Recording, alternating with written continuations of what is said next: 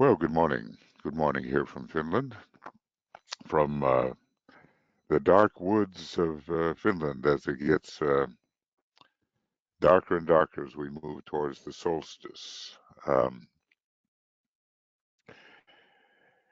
However, there's some beauty to it, I must say. And we will be working, I think Michael said program 163, 168, reading 105, and this is we're on page 172, about to begin a new subject. Just like to welcome you, Annette and Catherine, Cindy, Frederick, Helen, uh, Karen, Mariut, Martha, and Martine, Miro, Nathalie, Nesa, Stacia, Tia, Vera, and Zenaidi.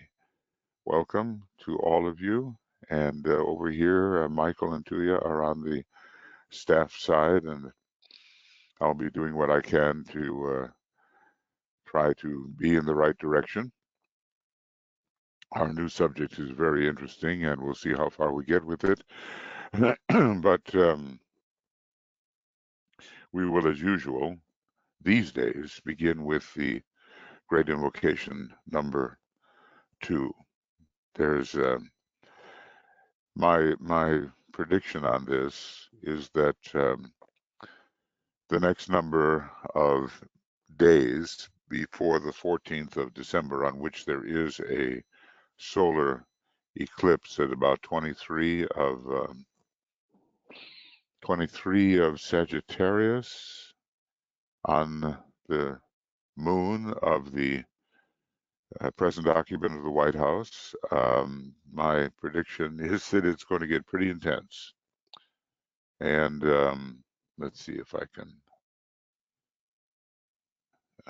It looks like, yeah, it's at 23 Sagittarius 08, and it occurs on the 14th of December, which is the day, as you know, that the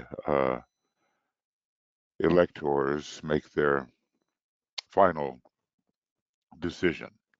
And there's all kinds of lawsuits that want to throw away or disenfranchise many people, millions in fact, and have an overturning of the election. And as long as those motives are in the air and attempts are being made with regard to those motives, we have to hold firm and seek to call in the higher powers to stabilize all this under the law. That is abiding by the law and trying to, well, it's really crazy. People are being encouraged to stay home from the voting coming up in January, and they're being encouraged to come out and vote. There's contradiction all over the place, but the first thing that has to happen is the certification of the electors or their final vote.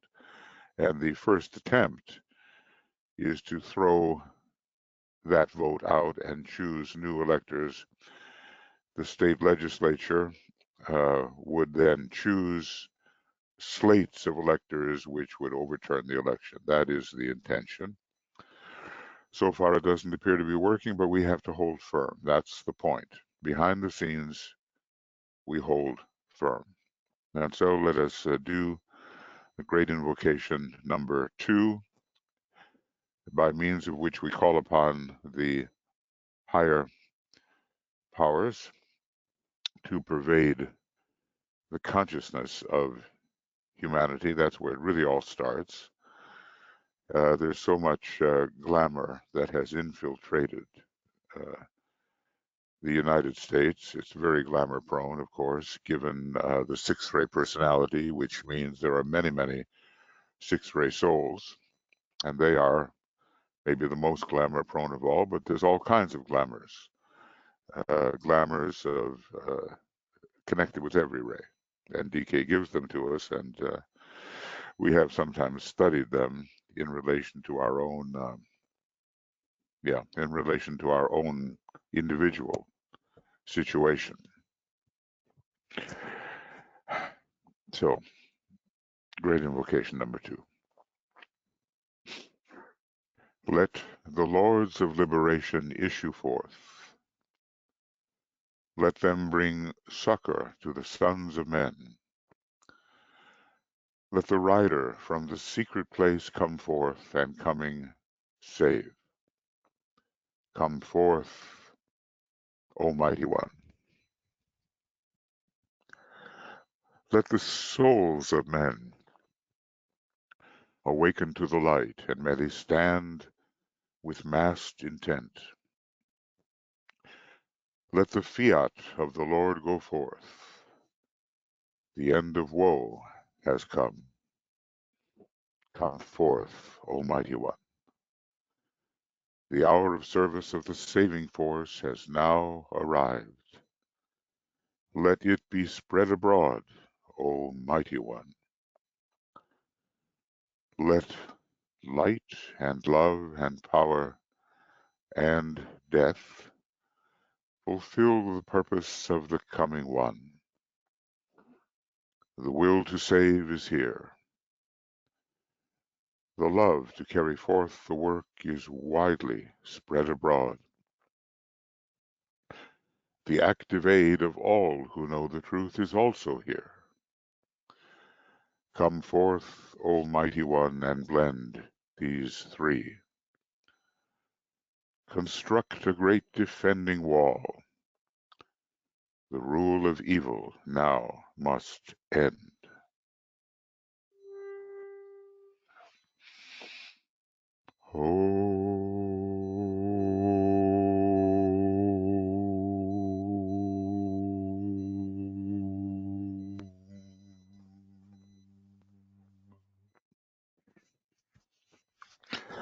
So, friends, no matter what else we are doing over these coming days, when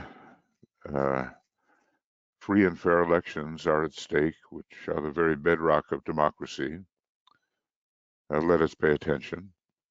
Let us be alert to every move made by opposing forces.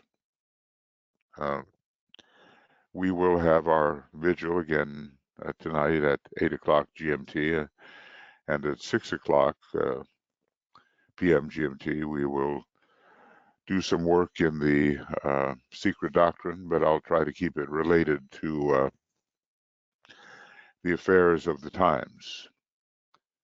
Basically, humanity is passing through the preamble to a great initiation, and as in the case of the individual, there's going to be much upset and turmoil and suffering as the relationship between the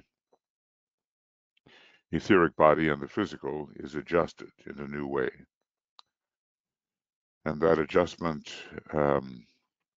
is never easy. We cannot let the dense physical nature, with all of its rather low desires, instinctual desires, however necessary, we cannot let it run away with the show. And what Master DK has said, well, you only really need two things. He says you need to know the constitution of man and your next step ahead. Well, it's very obvious that so many millions of people have no idea from any kind of internal or esoteric point of view what is the constitution of the human being.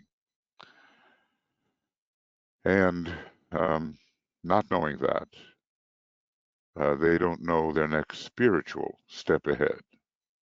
They know what they want, perhaps, but it's not the same as knowing what is best for the expression of the soul. And that's where we, as educators along the esoteric line, whoever is associated with the hierarchy becomes, regardless of the ray, a kind of educator. That's where we come in. And we have our work cut out for us. And what we do internally, what we do in terms of our thought power, our meditative power, does have an effect. This we have come to understand. It may be a little strange from the point of view of many who don't realize that thoughts are things and they have a great influence. We sometimes hear about influencers on Instagram or something like that. Well, we are influencers from the esoteric point of view, and that's how we have to work as we hold firm, because everyone's involved. The U.S. may be designated as the place where this is, I would say, initially fought out. DK says the battle for democracy will be fought out in the United States.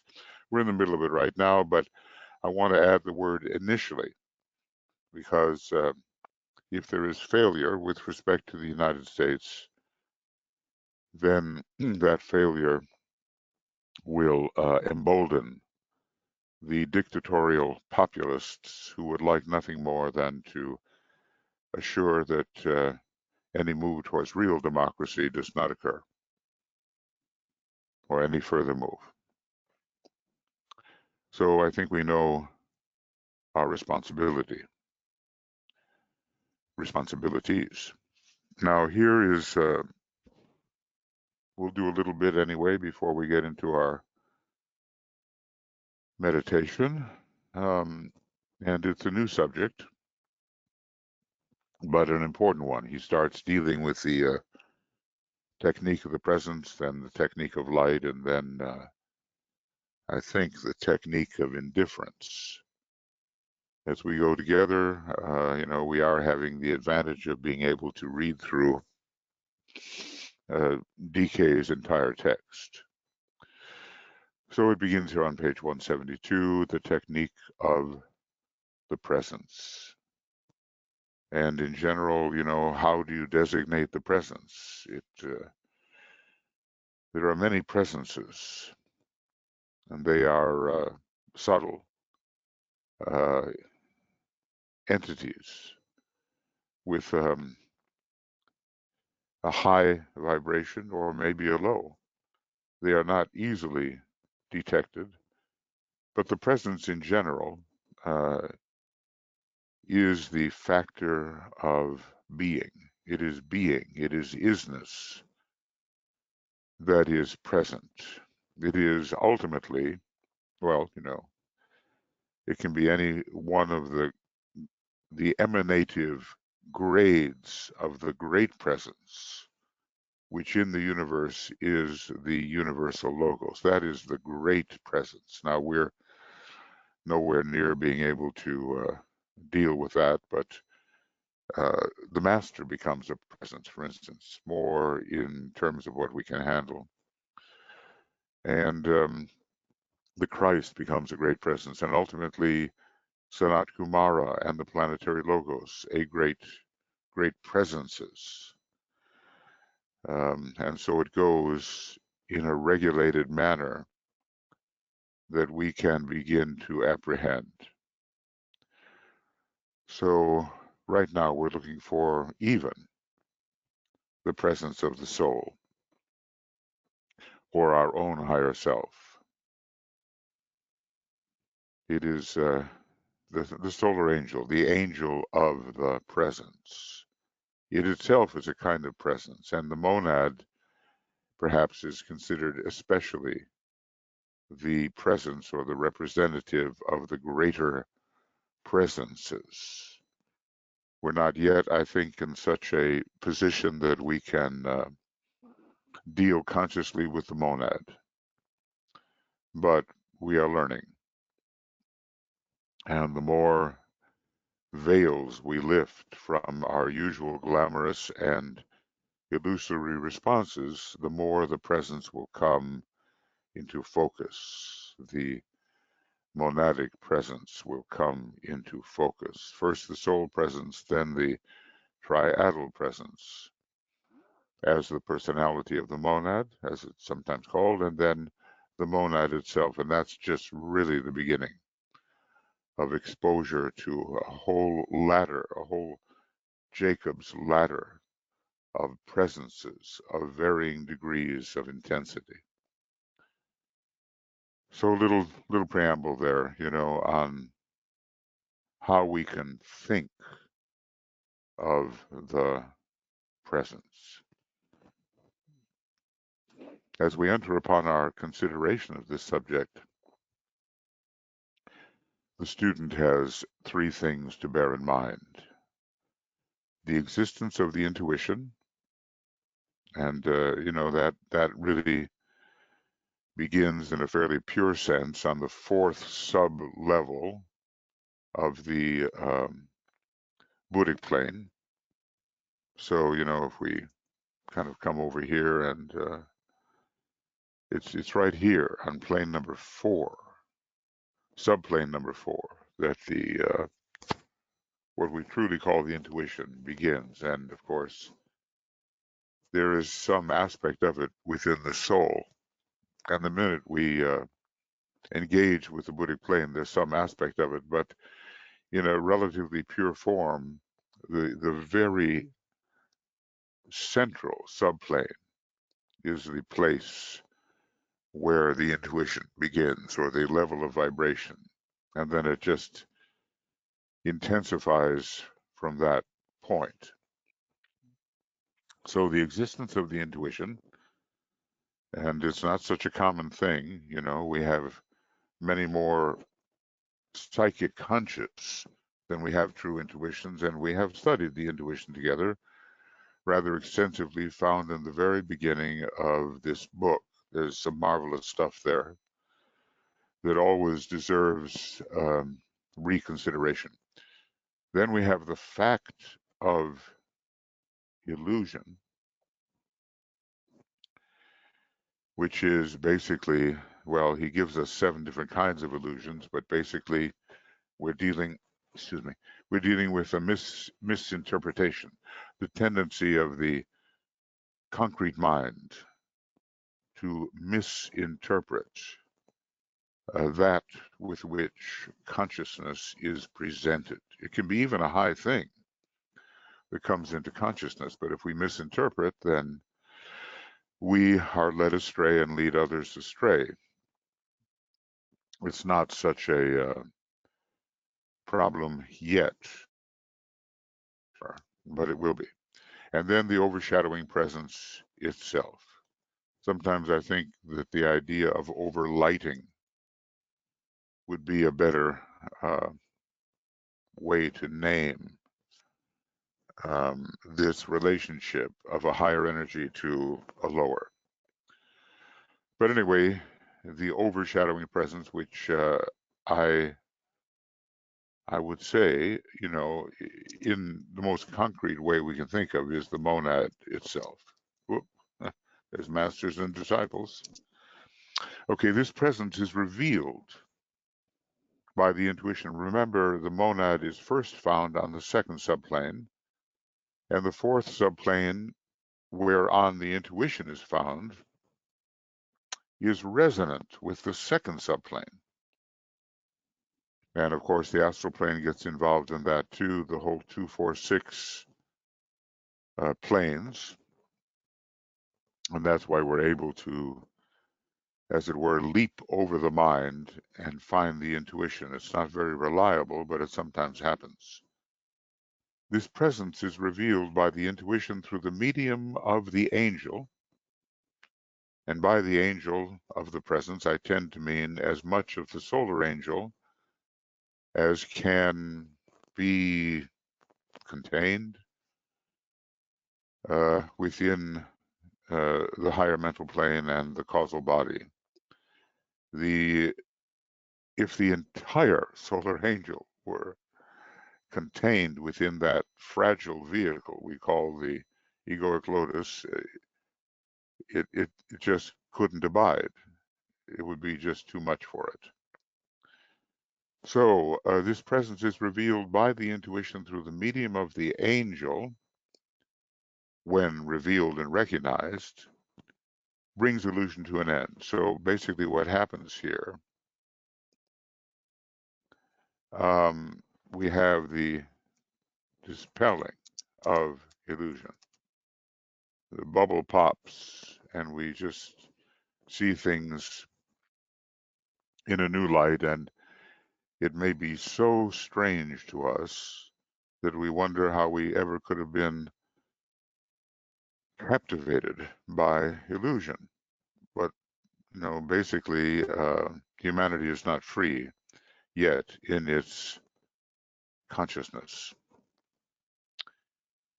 So, looking at the map again, here it is, the 6, the 4, and the 2 are related. And if we went further, we would find the cosmic astral plane would be part of that sequence. And our friend Neptune is involved on every level. An astral, misleading, very sentient planet, an intuitive planet with respect to the Buddhic plane, and a boundary destroying planet with respect to the monadic plane. I leave my father's home and turning back I save, Pisces, Neptune, special rulership there. And then what does it mean on the cosmic astral plane? It means something because it is associated with the cosmic astral plane. And all we have is words basically, but we do know that if we're going to clear up the glamours of our ordinary astral plane, there is a series of workers, a group of workers who are working from the cosmic astral plane. Many of them are fifth ray monads, and they draw off the negative energy of our astral plane and substitute something much better in the color rose. So these various colors with which we have been working have a powerful effect. And if you want to read more about the effect of the cosmic astral plane on our own astral plane, you just go to path number 2. Not Earth service, but the next one. I always forget the name of that path, but magnetic work or something like that. Anyway, path number 2, it will tell you about those fifth ray monads working from the cosmic astral plane to improve the condition where glamour is running rampant for us on our own astral plane. Okay, the story of illusion is one which must not be confounded with glamour. Now, DK has a way of trying to be very distinct about things when he's using his fifth ray and third ray, so we don't make a mess of things. Remember, the hierarchy is the society of organized and illumined minds. So they're characterized by very clear thinking. Illusion is related to the whole process of revelation. Now, we've been celebrating Sagittarius, which is the vision and the pursuit of the vision leading to revelation, which is still another step. Perhaps we might say that Sagittarius is the vision leading to initiatory Capricornian revelation. But anyway, illusion is related to the whole process of revelation. Every one of these is a little gem of a seed thought and, needs to be expanded and penetrated. Glamour can be and often is related to the distortion of that which has been revealed. not just the misunderstanding, but the distortion. But it must be borne in mind that illusion is primarily concerned with the reaction of the mind to the unfolding revelation. As the soul registers it and seeks to impress it upon the highest aspect of the personal lower self, that is, the mind. So he's making a keen distinction here, and maybe I can do that. Glamour, see, maybe, in the old days they used to have these amusement parks, and maybe I don't know if they have them anymore in the same way, but you would go into some kind of place. There used to be a place I remember long ago. It was called the Fun House, and it had these mirrors that were bent bent every which way. So, your legs would look like they were 2 inches tall, and your head would look like it was 4 feet tall uh, when you saw yourself in that mirror. Now, that's really what we call the lack of proportion. That is the distortion. Big things become little, little things become big. Nothing is seen in its true proportion when we're dealing with glamour. So I kind of put that down. Nothing seen in its true. Up, up, up, up. Too many things on this computer. Okay, but with illusion, the soul tries to impress certain things upon the mind, and the mind misinterprets. The reaction of the mind, and it's usually um, the reaction of the mind, and usually a concrete, limited mentality or just mind. In other words, if we don't have the equipment to register what the soul is trying to impress, we're going to interpret that impression in a very limited way. And we're just going to be incorrect about how things work. And there's some connection between illusion and glamour. He said, like, fourth rate people tend to take their illusions down onto the astral plane and make glamours of them. I mean, it has to be studied carefully, but without the antikarana, without some entry into soul mind, son of mind, without some connection to the monastic permanent atom via the antikarana, we cannot hope to interpret the higher truths in a way that is accurate with simply the rigidities of the concrete mind. So that must be pretty obvious. And therefore, work with a master like Master Decay, who's such a very mental master, among other things, is really training our minds in ways that might not happen otherwise. I'm thinking back, I've been with this teaching for 50 years or more, and I'm thinking about how I used to think, and it's much different how I used to think than how I think now. And it's the training of Master DK that made, I think, the difference. Illusion is therefore the failure of the mind correctly to register, to interpret, or translate that which has been transmitted by the soul, and it is consequently a sin, if you care for that word, of the intelligent and highly developed people, of those who stand on the path. They are disciples, right? Not just aspirants. And those who are in process of becoming rightly oriented. So that's really good definition of illusion, and makes me want to, enlarge it a bit. Illusion is therefore, and we can understand why so many people would be the victim of it, the failure of the mind correctly to read.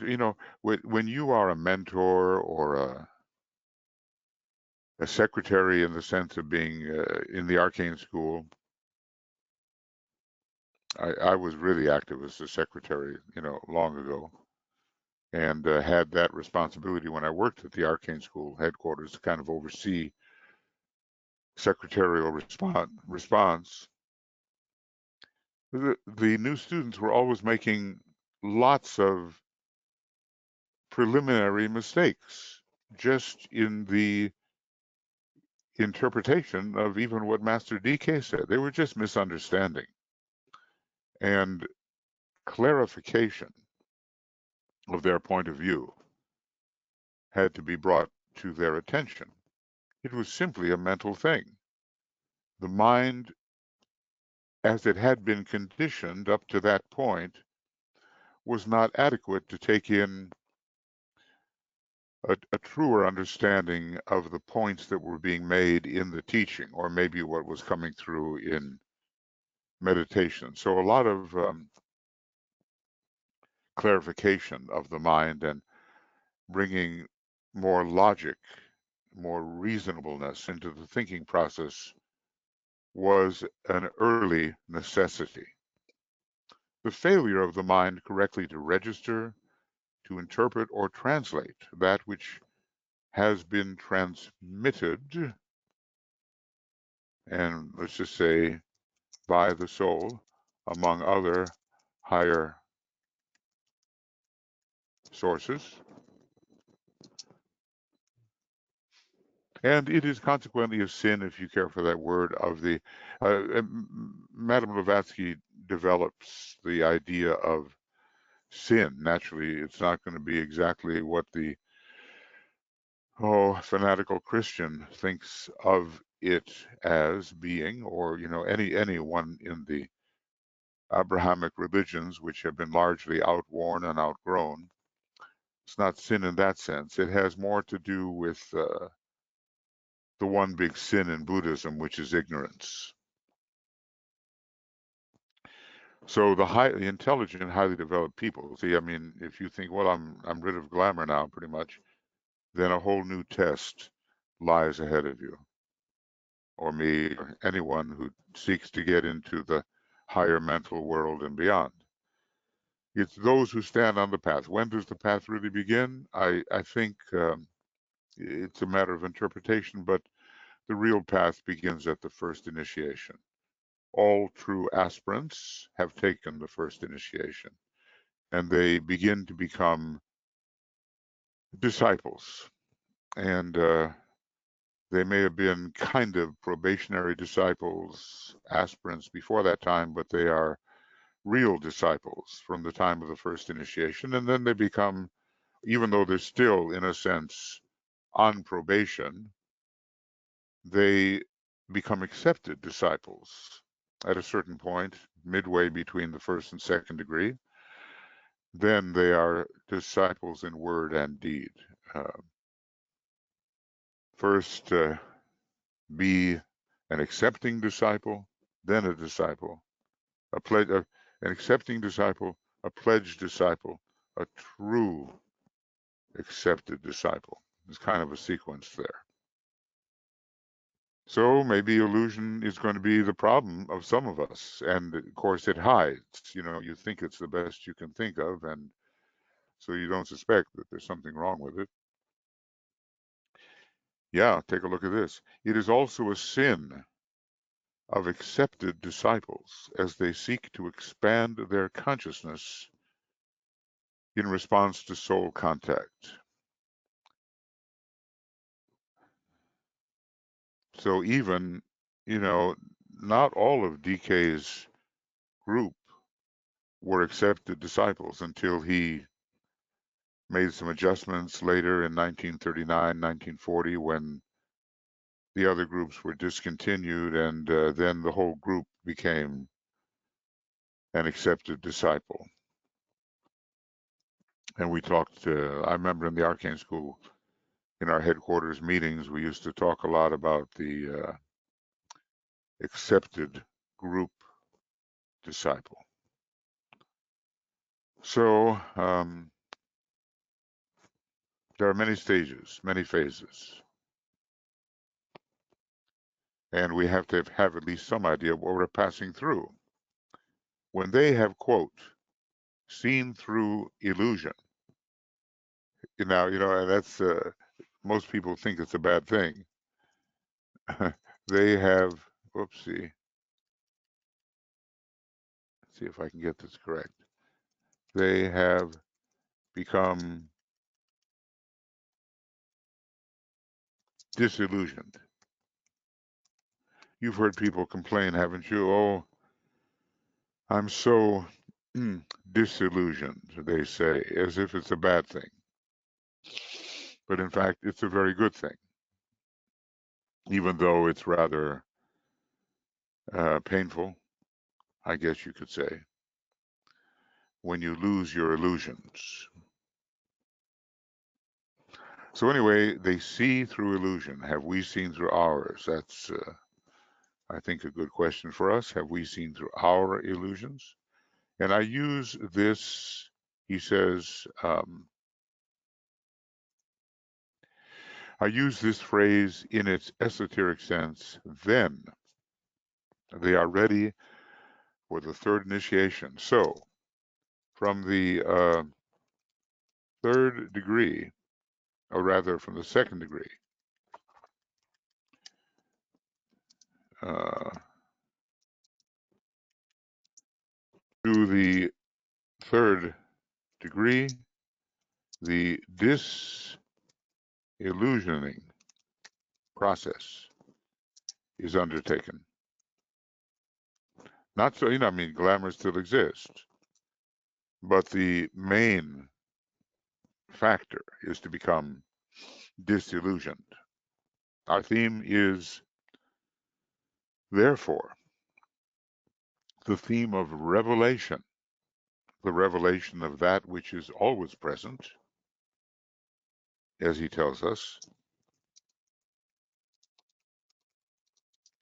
Oops, is always present.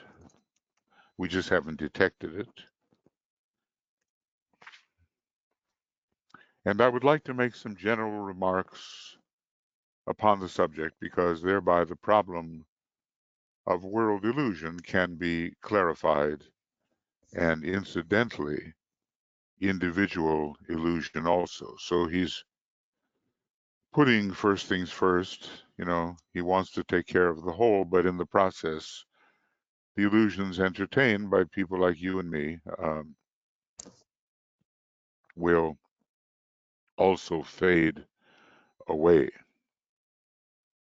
But we have to see these things, in order for them to fade. Now, there are quite a few things here that we'll maybe begin a little bit, but we won't go too far, and we'll take it up again next time. The unfoldment of human awareness has been progressive down the ages and has been dependent upon two major and related factors. So,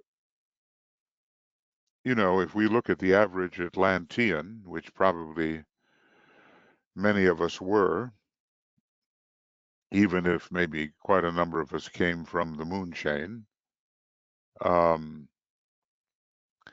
they weren't such very bright people.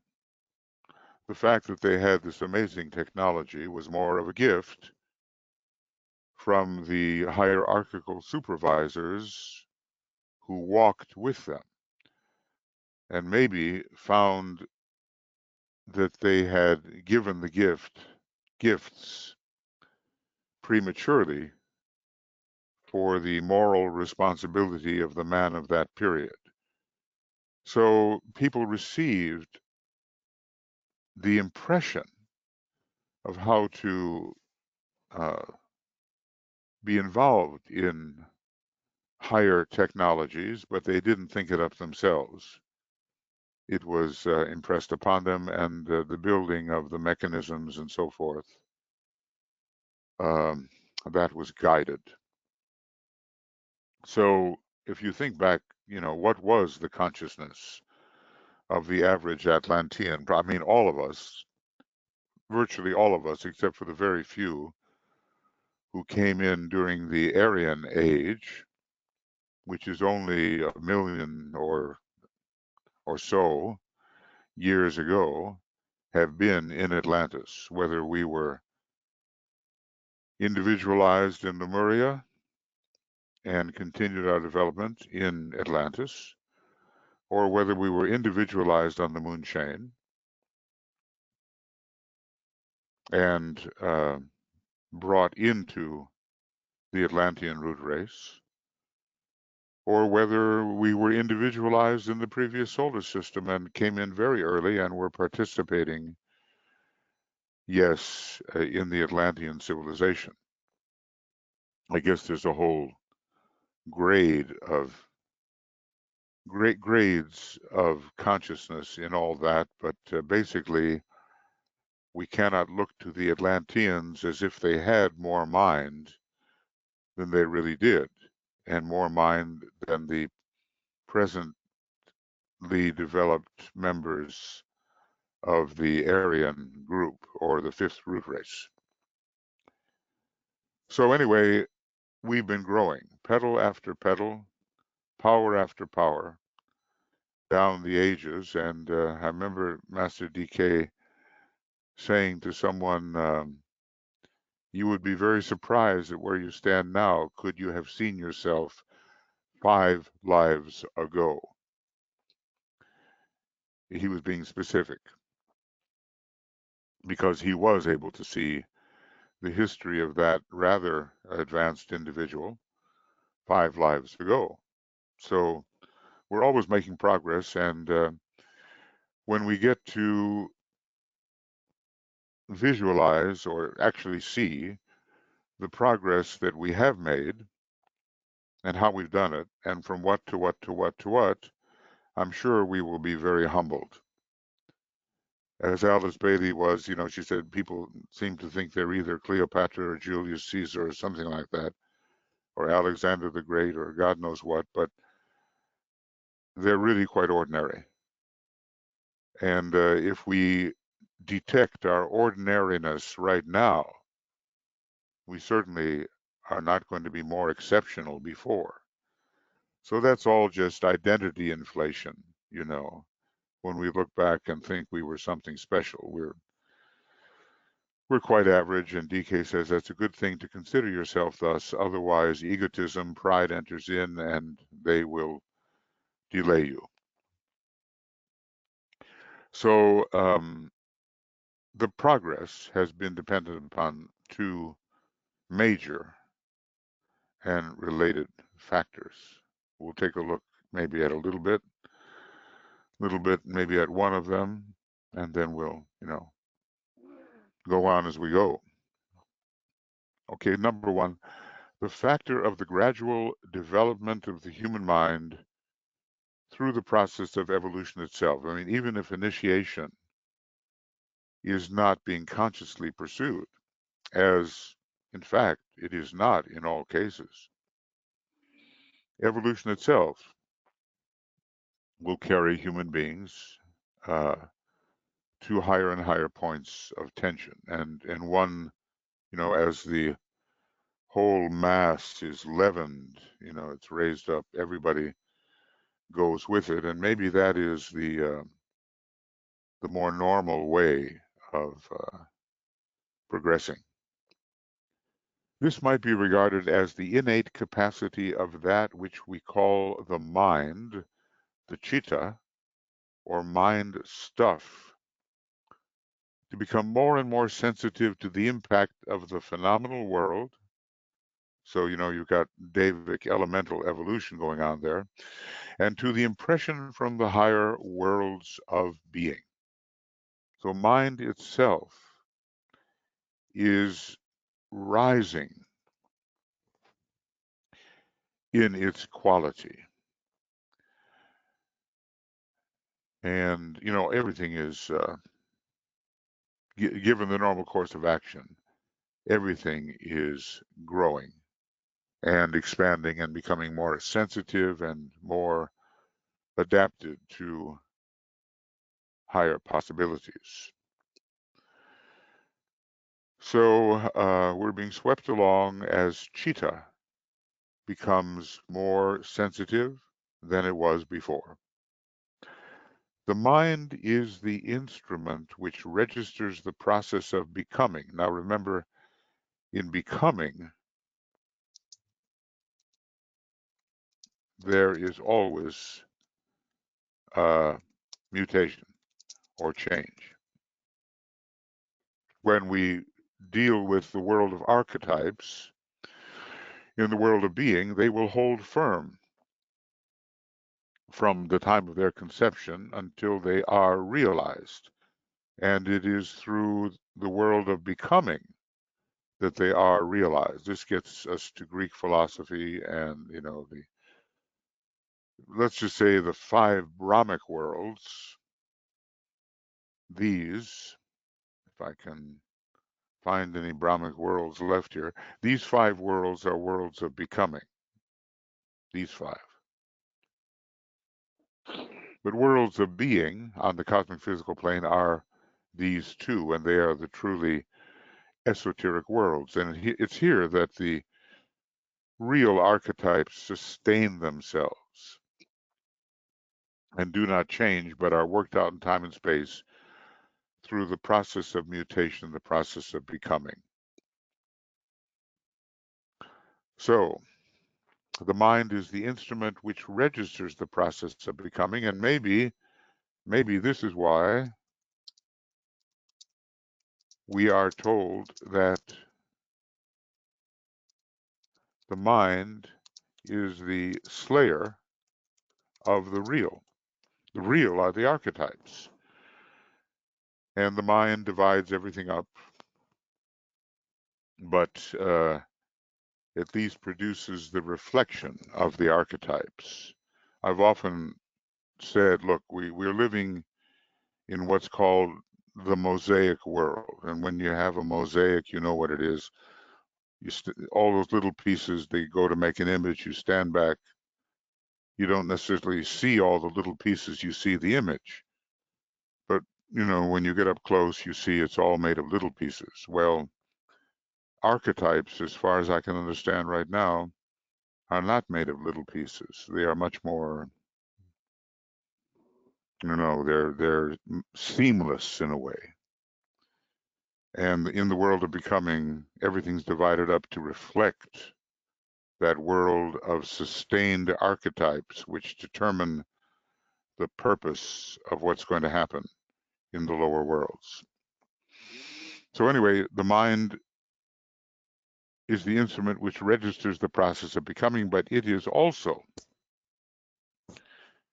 during the later stages of human unfoldment, capable of registering the nature or function of being. And that's really important. Aries being the birthplace of ideas,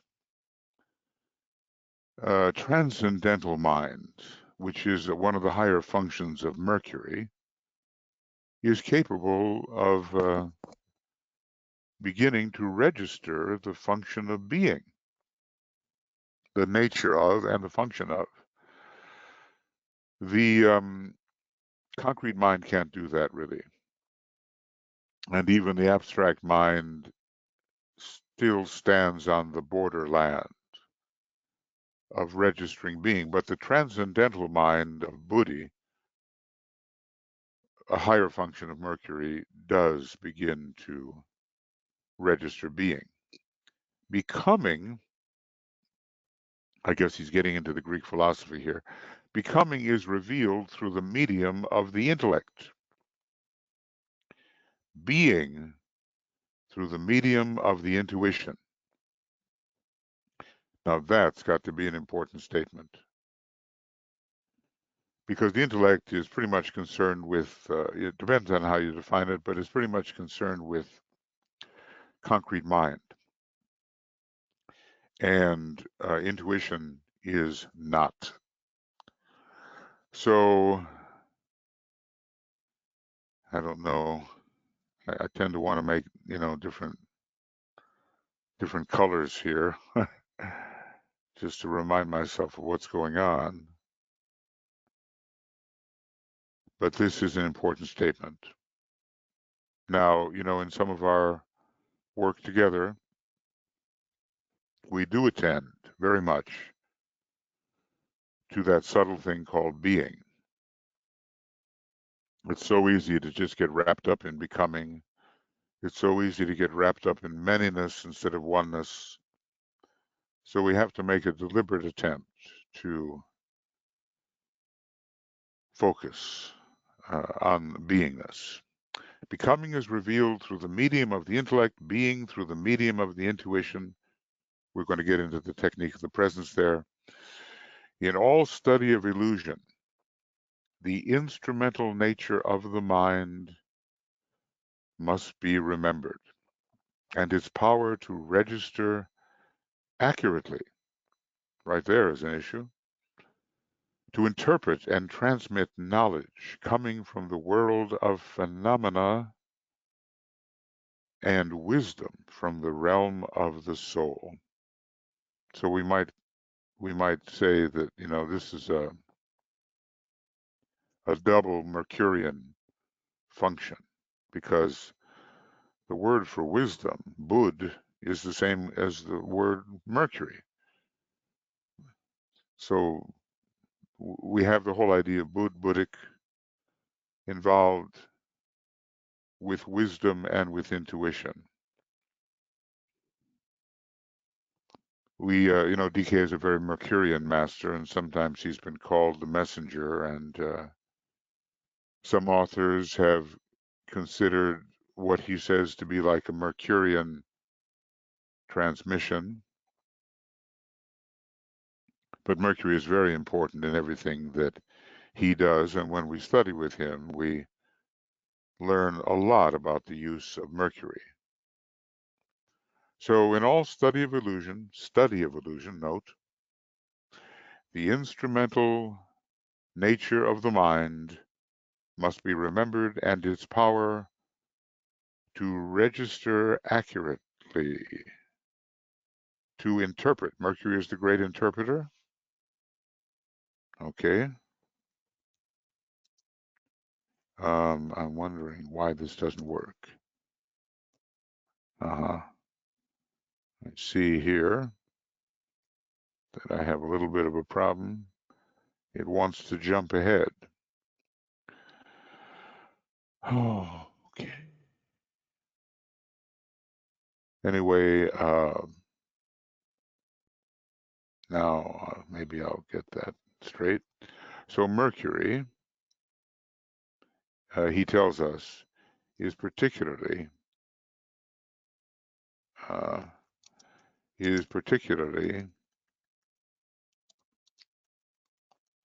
the planet of interpretation. And interpretation, what is it really? It's taking something that is known and being able to get an idea of the unknown. It's an analogous process. Or taking something that we understand symbolically and then being able to apply it accurately to more concrete matters. Interpretation, Mercury of the fourth ray, reason, and pure reason, all these things go together. And sometimes you'll hear me talking about things that go together. And if we can aggregate those things that go together, we're on our way to discovering the nature of pure reason. because it's a type of thought which reveals divine patterns, and patterns are made of things that go together. So it's a fourth ray, second ray thing, but a lot of the second ray is involved in it as well, the ray of the divine pattern. Okay, now maybe that should be, yeah, I don't think I want to go any further now. I mean, I want to, but I think it would be more profit to us if we do a little review next time and talk about two major and related factors that have given us human progress. So these are factors which have led to humanity's progress in consciousness, basically. And one of them, that the human mind just naturally develops and becomes more sensitive. That's the first one we are looking at through the process of evolution itself. And then basically, this is a kind of a discussion here about the worlds of being and the worlds of becoming, and how one must learn to reflect the other. Every one of us has an inner name. It's probably, in the heart of our monad, what we are as a monad. And we have to learn how to bring that name through, whether it's triadally or in terms of our causal body or even down into our personality. We have to act in such a way that we are responding to our true inner name. And in that way, we will do our own little microcosmic transfer of our own beingness to our becomingness. We need both, and we might consider them aspects of the pairs of opposites, one being a higher of the pairs of opposites and the other being a lower. We can look at the pairs of opposites in many ways: soul and personality, spirit and matter, being and becoming.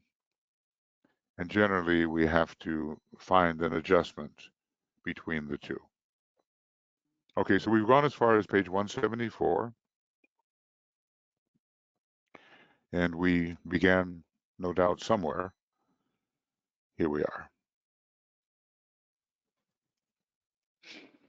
And I'll bring it down to where we will continue next time. In this question of the technique of the presence, that's what we're working on right now. And ultimately, it's, how to bring the monad into expression by the ministrations of the angel of the presence. That's probably what we're really working on. So today is, I guess it's the 4th of December. This is where I always make mistakes, right? And it's program 168, right, Michael? And reading 105, is that it? And we've gone from what page to what page have we gone? Let's see. We've gone up to page 170. We have gone from page 172 to 174. Okay, very good. Thank you. Appreciate the orientation. Michael, please remind tonight. What, dear? Remind what? Please remind about tonight, the USA vigil. Yes.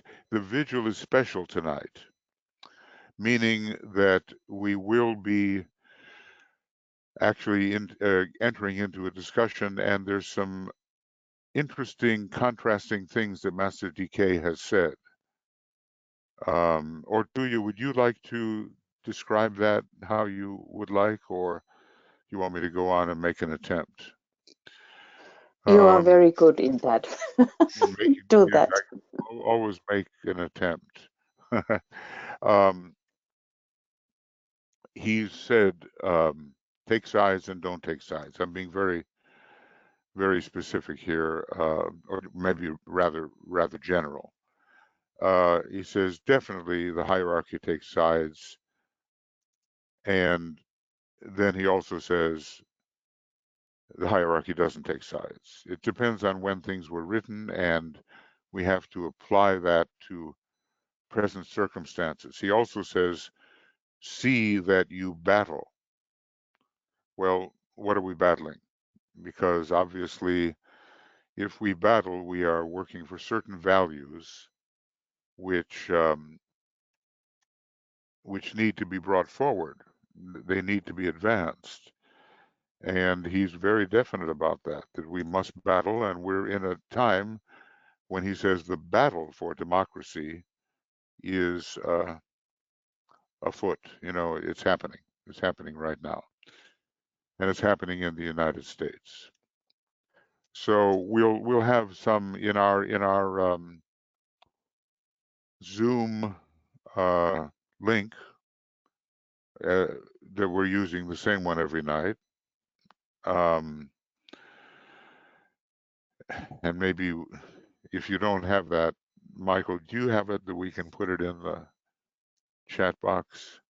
I can get that. I can get that and put it in. Yes. I appreciate it.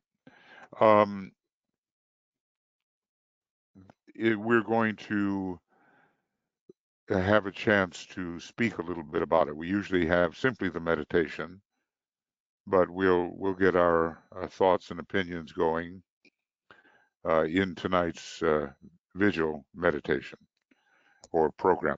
So it'll be Zoom, and Michael will put that same link. It ends in 09, so you'll know you're on the right one.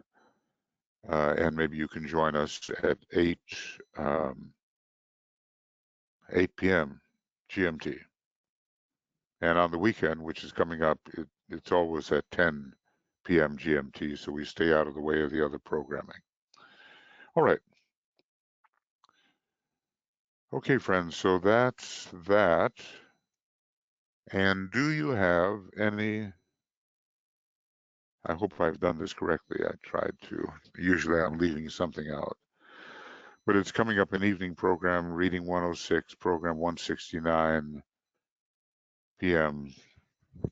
Okay, and it'll be the 11th, which is getting quite close to that electoral day, which is of such great importance, all manipulations aside. Do you have any thoughts that you would like to express? And this would be the time to do that. And Karen's hand is raised. Okay. Karen, you're self-muted. There you go. Thank you. Hi. Michael, could you explain what it means that the moon is on the ascendant of Trump at the solar eclipse on the 14th and how that might impact things? Okay, well, now I've got to be more careful in what I said. Mr. Trump's moon is at 23 or 21 degrees of Sagittarius. Anyway, it's directly opposite the sun, which is a Gemini. As a matter of fact, if I do this in this way, picture's worth 1,000 words here. So let's see what I can do.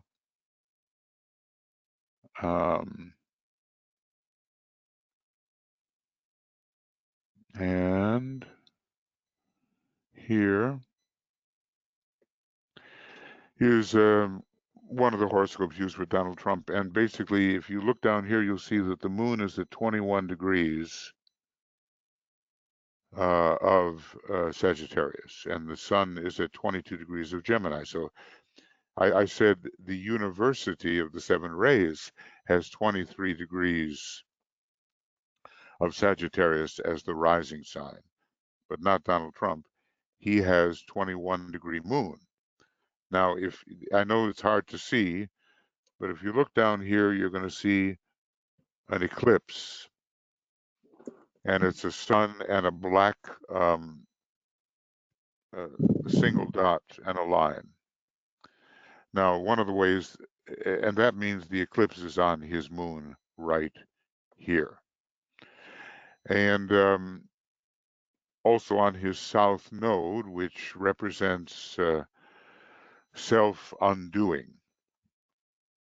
Now, I don't want to be overly optimistic, but here's the chart. And here's the sun at 22 degrees of Gemini, and here's the moon at 21 degrees. And so that solar eclipse that sits at 23 hits this whole complex. It's right opposite the sun, on the moon, on the south node. And you have to interpret eclipse as a PowerPoint, either for good or for ill. Now, I have seen people rise in life when the solar eclipse hits their sun. I've seen that as a signal of getting ready to die when the solar eclipse hits their sun later in life, much later. It oftentimes indicates that departure is imminent. And the moon represents the prison of the soul. So here is the solar eclipse on the prison of the soul, which is this reckless manner of conducting affairs, shooting from the hip, changing all the time, inconsequential attention to the most important things, the public, the mass consciousness. I've seen all that. And that's where the eclipse is on the exact day of the elector's final vote. So it's a consequential day for Mr. Trump and for the whole nation.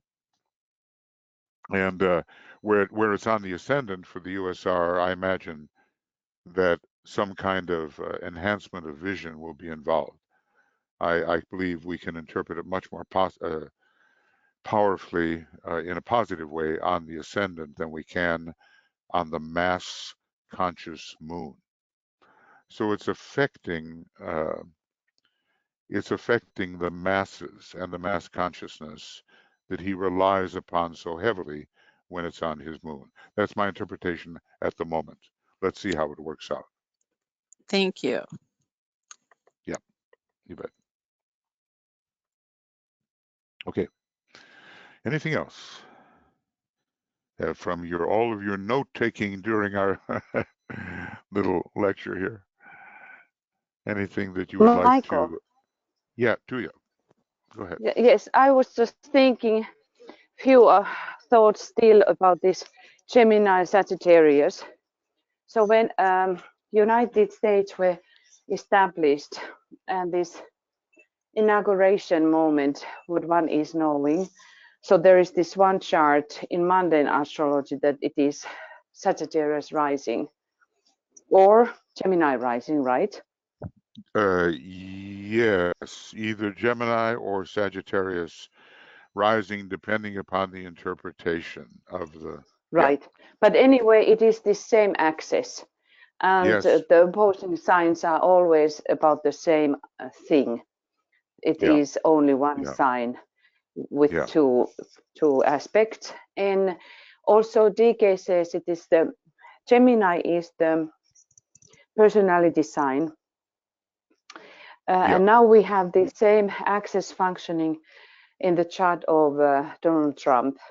And again, putting all these ideas to the binding them into the forerunner. That when John the Baptist was doing his career, there were coming many challenges for him, and in the end, you remember that he was beheaded. Yes. And I have been very much thinking about that Very much thinking about that. What does it mean, or does it mean anything in relationship to the forerunner who is the group at the moment? But anyway, we know that these times are important for humanity to see to which direction we are going. And now Yes. when we see so many things indicating in Donald's chart to the past, the South Node, the moon, so there is absolutely this person or this being who he is playing this karmic thing in the drama which is taking now place in United States.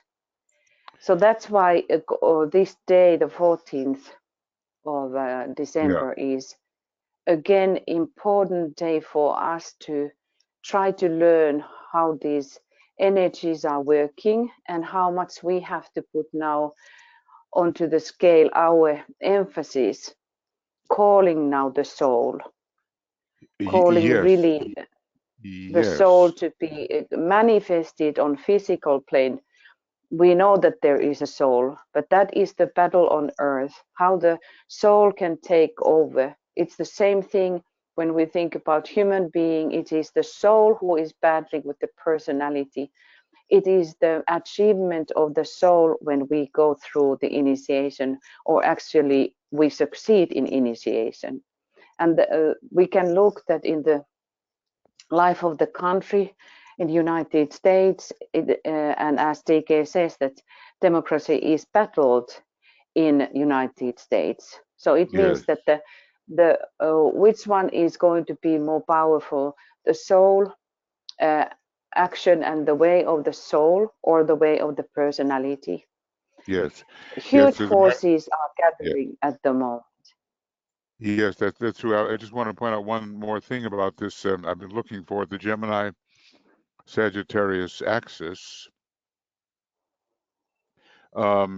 is particularly, well, I don't think I'm going to find it here, but here it is. Gemini Sagittarius Mercury, and somewhere in the book it talks about the path of discipleship, very much related to Gemini and Sagittarius. So, you know, it is another call upon disciples to really be alert here, because the two proposed rising signs of the United States are both involved in this eclipse on a kind of day of destiny, we might say, when the method of electing a president is confirmed. Because, you know, it's not just the popular vote that does it, it's the electoral votes in our perhaps very old system, but that's the way it is. It's the electoral votes that decide the issue. And so let's see, Gemini. And you know, this whole, I'm sorry. Go ahead. The whole discussion about this, that is this, is it even going to that direction, that these electors would be going according that they should? Have there ever been this kind of cases that this has been questioned? So that this all what is happening is really telling about that this is not anymore about just the situation in United States or just another presidential election. How this, how people are acting and what kind of ways they are emphasizing their opinions, and we try to look beyond that and see what is moving anyone's mind, what kind of idea is behind it. And that tells for us this story that there is really a battle going on in the inner plane about the destiny for humanity. Yeah, I believe that is very correct. And by the way, here is the reference. It's on page 466. and we probably studied it in the signs of triangles, Gemini, Sagittarius, Mercury, which are an expression of the Pleiades, enable the probationary disciple to pass onto the path of accepted discipleship. He is then becoming increasingly intuitive and entirely one-pointed. See, the intuition goes with Gemini and with Sagittarius, the one-pointedness with Sagittarius, whilst the nature of the pairs of opposites is clearer to him. Now, that's what the whole thing is about, you know. We're battling with Mars in Gemini in the United States chart. It's always there with the pairs of opposites. The relation of the mother aspect as embodied in the Pleiades and of the Christ child hidden within the form of the personality is realized, and the inner spiritual man institutes the process of initial identification with the spiritual entity on its own plane. The little self begins to react consciously and with increasing frequency to the higher self. The man presses forward on that path wherein he learns to see. So you put together page 466 here with page 50, and you have a more complete story, and it tells us something about the opportunity that disciples face at this time. This is well worth, well worth reading. Okay, well, we're in the middle of the battle, that's for sure. And the battle is largely with glamour at this time. The masses of people are still affected by the mass consciousness, and they still are in the hall of ignorance. And the hall of ignorance is the first three petals of the egoic lotus. Then comes the hall of learning, where we learn about the pairs of opposites within us. We may believe in some transcendental God when we're in the hall of ignorance, but we awaken to our own duality of higher and lower self in the hall of learning.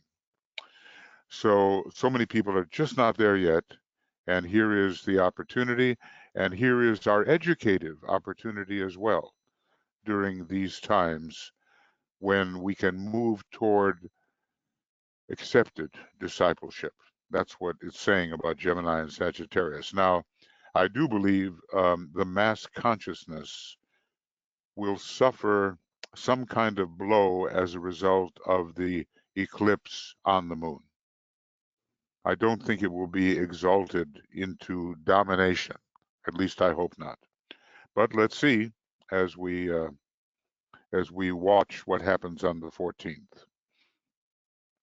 Okay, thank you to you for those points made. Anything else before we get into our meditation? I see no other hands raised, and nothing more has been written into the chat box with questions or comments.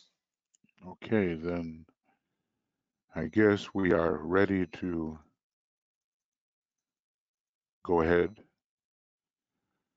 And we'll be meditating as usual on a particular theme which is current, and that is the manipulation which is presently being undertaken. In other words, we have two factors. We have, the whole "I won't wear a mask no matter who it kills" group. So I call that blind rebellious idealism. In other words, a false idea of what it means to be independent. And behind it all, exacerbated by cynical manipulation. So obviously, there are just so many millions of people that are being manipulated at this time.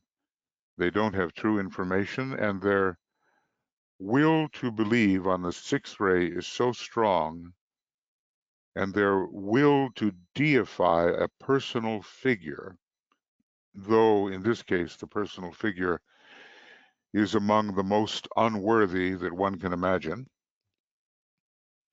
That tendency is dangerous for democracy because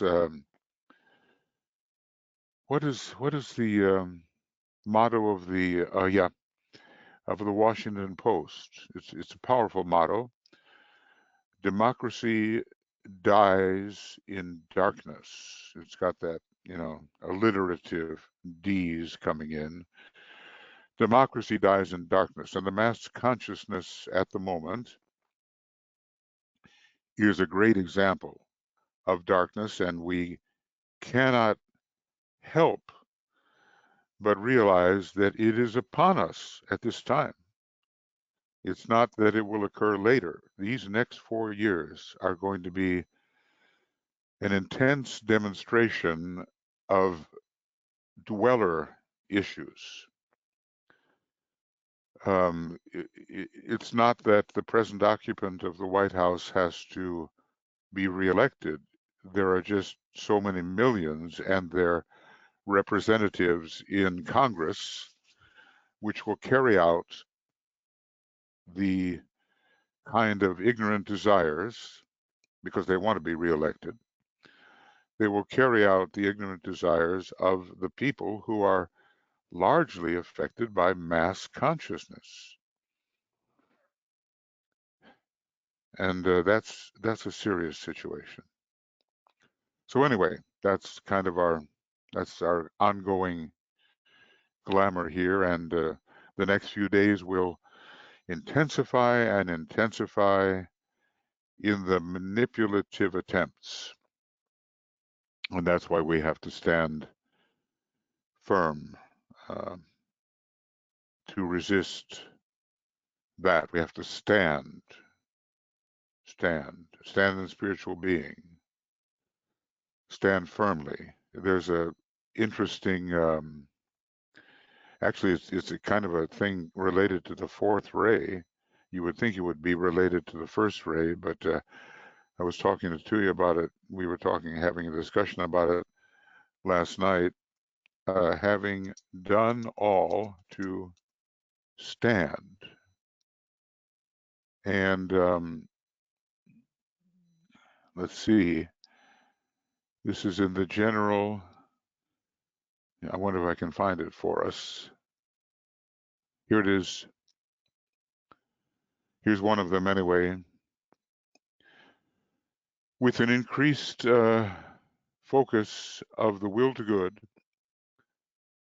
with a clearer apprehension of future possibility, with a fixed determination that would move forward in conformity with the divine pattern, and with an urgent cry for help, humanity stands expectant of relief. In every land, there is a growing recognition that when mankind reaches the psychological point where, having done all, there is naught to do but stand, then some expression of a divine determination to intervene will appear. There is a growing belief that human effort towards righteous action will be supplemented by the emergence of the divine force, person or event, which will bring the conflict, no matter what the conflict is, to a close. Now, somewhere, I just want to take a look because it's important. Here is St. Paul. And, he was Scorpio and had a lot of fourth ray and first ray. This involves patience and capacity to go on after failure, to persevere when success seems far away. This was well known to the great initiate Paul and was the cause of his injunction to the disciples he sought to help. Stand, therefore, and having done all, stand. So, this is something, Tuyi has been emphasizing this, and we might be discussing this tonight. And here's, this is a very interesting section here of what happens to the fourth ray type in the techniques of integration. So the sense of isolation, very painful, descends. A sense of futility, I can't do anything, that descends. And then comes a determination to stand in the midst, and if not victorious, at least to refuse to admit defeat, taking with determination the position which St. Paul expressed in the words, having done all, to stand. Now remember, first ray monad and probably fourth ray personality. And then comes a sudden recognition of the warrior within, who is invisible and omnipotent, but who can only now begin his real work when the personality is aligned, the crisis recognized, and the will to victory is present. We would do well to ponder on this. So it's all about, the warring fourth ray and the inner warrior, especially when reinforced by the first ray, as in the case of Paul. Is there one more? Well, the states of feeling are quite immaterial and are no indication of the state of the soul. The aspirant must center himself in the soul consciousness, refuse to be influenced by the alternating conditions to which he seems subjected, and simply stand in spiritual being, and then, having done all, stand. So there's some really big hints here about how we have to operate and how it was used by Paul to good effect, and how it can be used by us to good effect. Okay. So let us have some silence wherein we come together.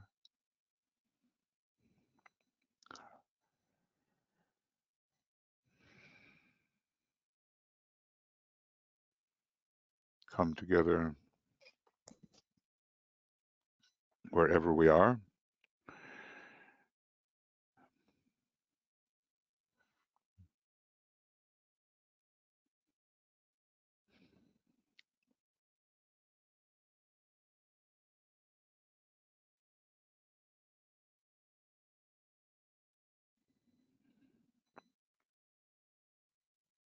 And then we will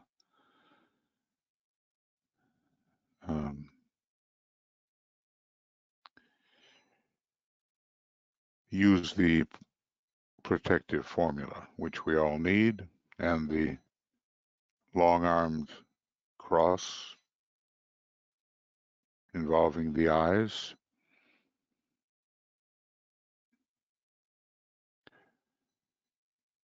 And we trace light as we go.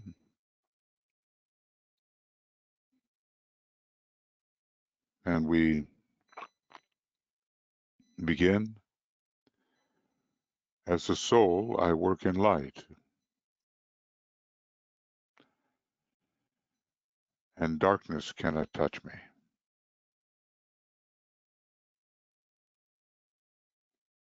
I take my stand within the light. I work, and from that point, I never move.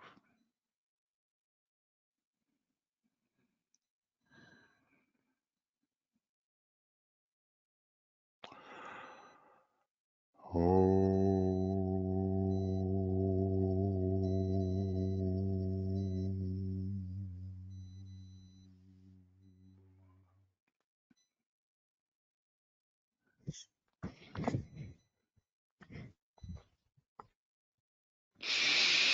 And as usual, we bring up the light of matter, etheric physical light, to the level of mind, the light of mind of logic and reason we find there and blend the two, the light of matter and of mind, doing this imaginatively.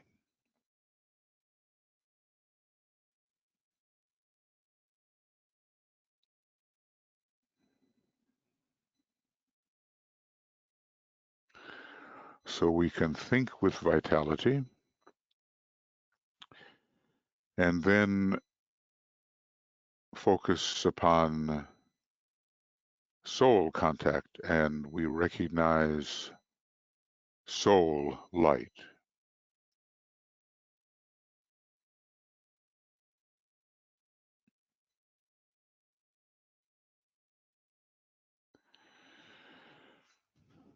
Which will shed a more truthful light upon all issues involving glamour. And we bring down the soul light to join the other two lights.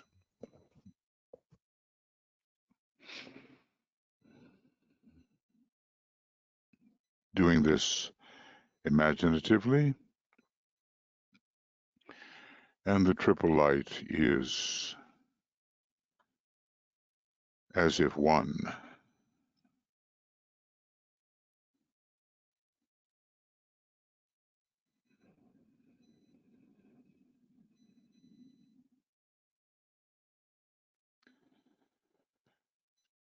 And then we say together, followed by the sacred word, the light is one, and in that light shall we see light. This is the light that turns the darkness into day.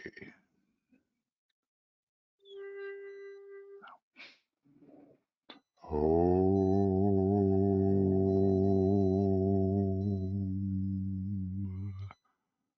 Om.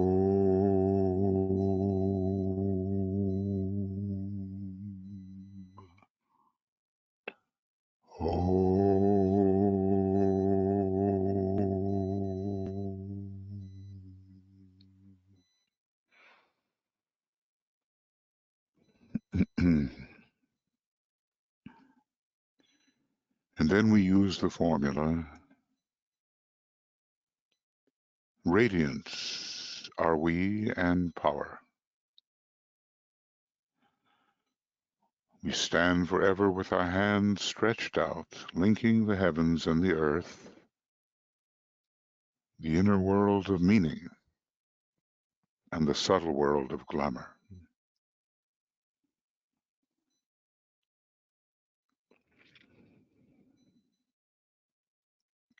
We reach into the light and bring it down to meet the need.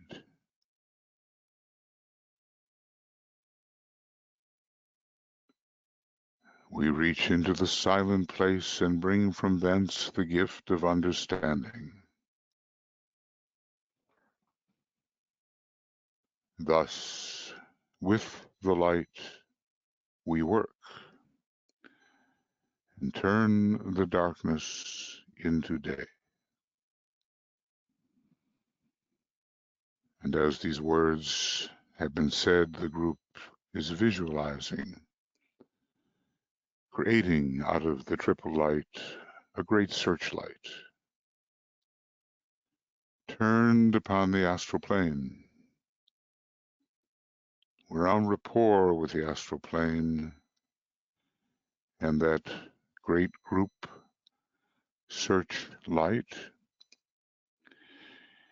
is created and active for us.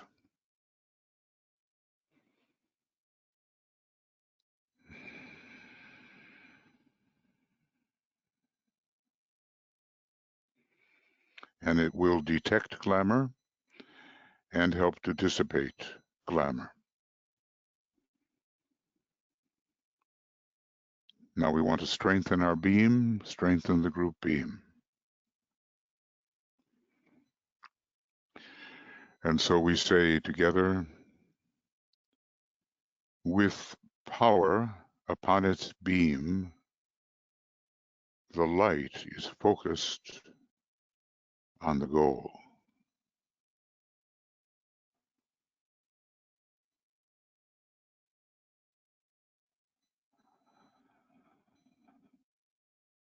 And of course, the goal is the dissipation of what we're calling here at this moment the glamour of blind, rebellious idealism. You know, it's false independence, exacerbated by cynical manipulation. So two groups of people are involved here. Those who are still misled and subject to mass consciousness, and those demagogues who are manipulating the more ignorant masses of people.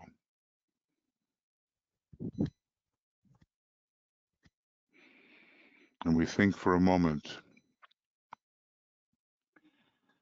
of what this glamour has meant to humanity. We can go back to Rome. Maybe we can go back to the era of the French kings. We can go back to the fascism of Italy and the Nazism of Germany and the myopic militancy of Japan in those days. What has it meant for humanity?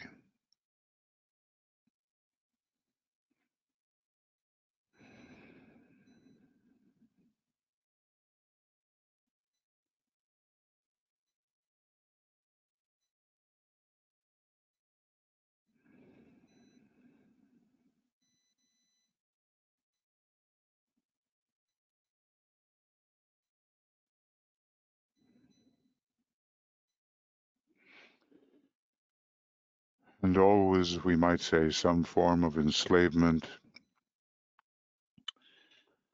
whether literally, as in the slave trade, which has operated for centuries, not just in the United States, but England and even within Africa, elsewhere. What has it meant? Enslavement, and maybe enslavement by thoughts, by dogmas, rigid thinking, enslavement.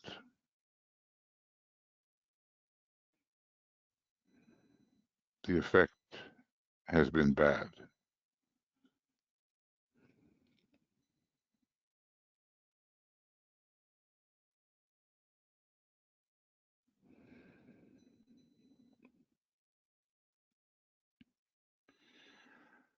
And so we will use the words of power, and then we'll use them in 5 minutes of dedicated silence. The power of our united light prevents the appearance of the glamour of blind, rebellious, narrow idealism, aggravated by cynical manipulation.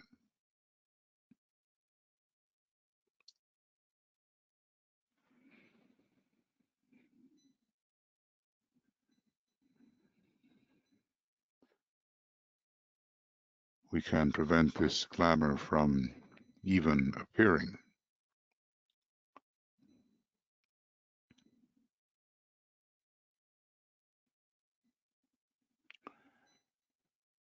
The power of our united light negates the quality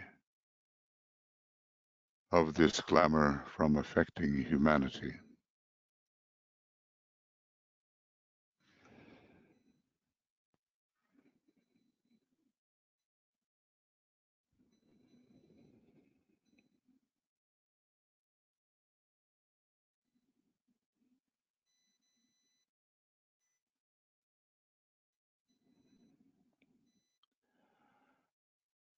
The power of our united light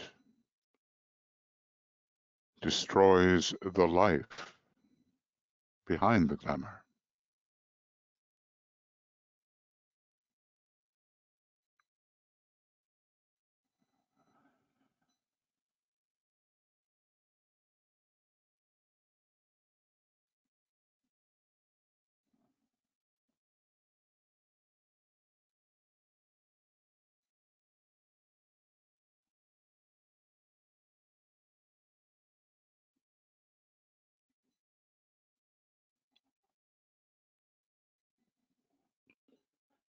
And for 5 minutes of silence and intensity of purpose, we work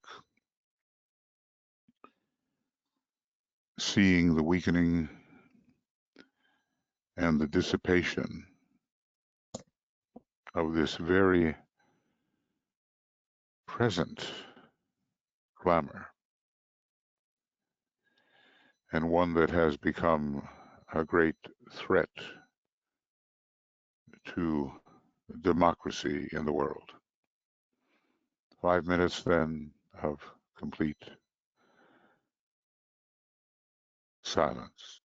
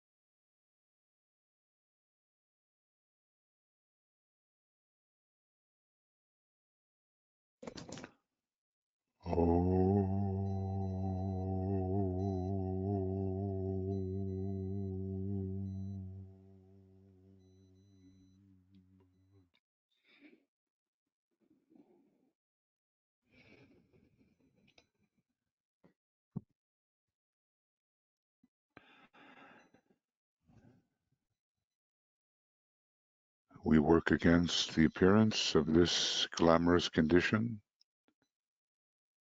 We offset and negate the quality of glamour, this one, from affecting humanity. So many people now affected. We prevent the sustaining energy from supporting this glamour. And instead, inclusive idealism for the welfare of all takes the place of this ignorant, narrow, selfish, rebellious idealism, which misunderstands the principle of freedom, thinking license is freedom. We continue to work on sustain. So we now withdraw our beam from the astral plane back into the generative lights and reapportion the lights to where they belong.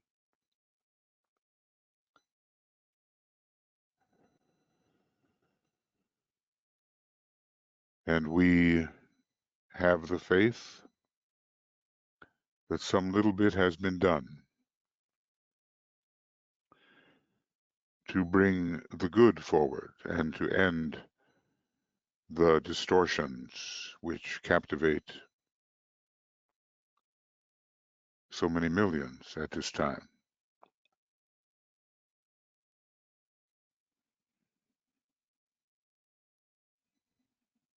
We sound the Om 3 times, noting progress on each plane in each vehicle of the personality of humanity.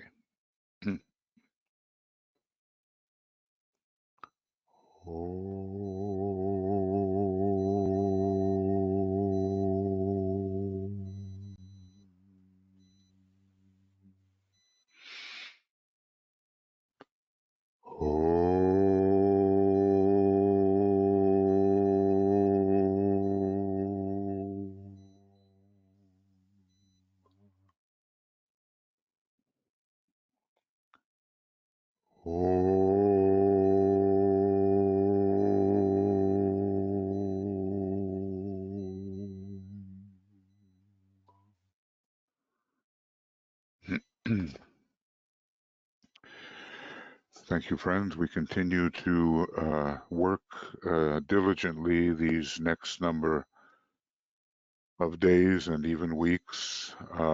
We know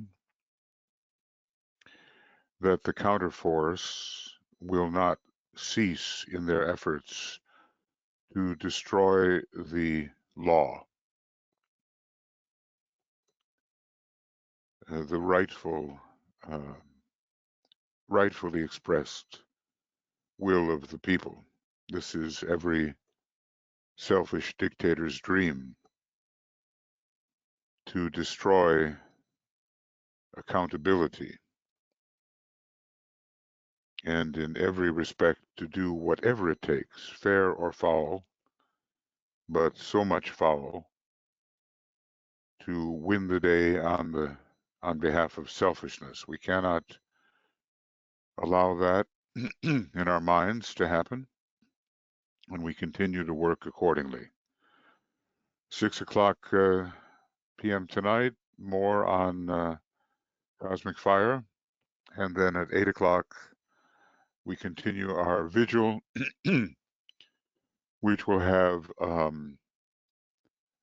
discussion in it this time, as we earlier stated.